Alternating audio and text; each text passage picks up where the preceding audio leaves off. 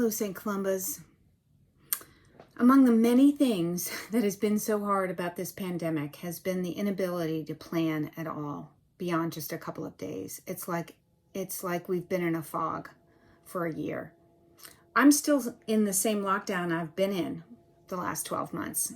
I know I'm hopeful now for a vaccine in the coming weeks, but I'm still sitting at this same desk all day long. And it's been a real struggle to plan, just even for the most mundane things. Doctor's appointments, do I do that now? Grocery shopping is even challenging.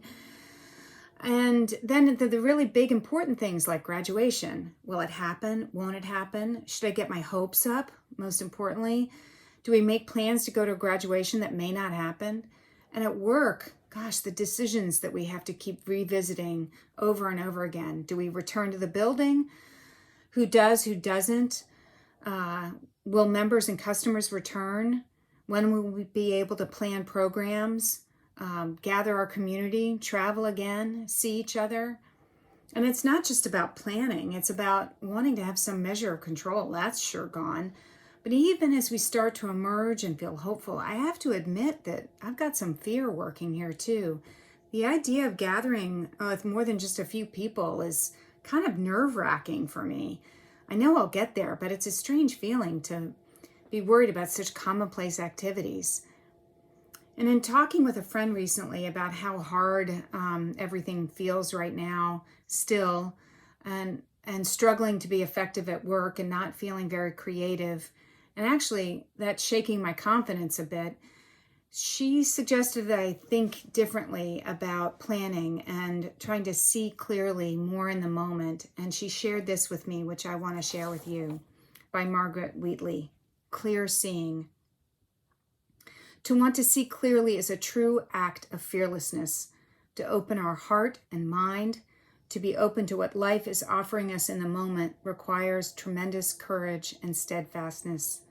Our openness also invites penetrating emotions, grief, sorrow, love, compassion. We do not create the space of clear seeing with our usual methods. No questioning, no analysis, no distinctions, just bearing witness to what's present. The less we sort, judge, categorize, or distinguish, the more we see and feel. And wonderfully true, the more open we become, the less fear is present. Fear does a very good job of keeping us from being present, filling us with what might happen in the future or what seemed to have happened in the past. But in this present moment, fear is nowhere to be found. Clear seeing has no fear. We are in this very moment released from fear's mesmerizing grip. To be free from fear, we merely need to be in the present moment. Then we can see clearly.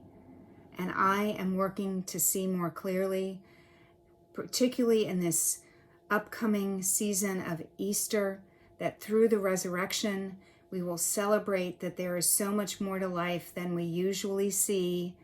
When you realize that Christ is with you, the fog lifts, and we can see and feel God's love all around us. Thanks be to God.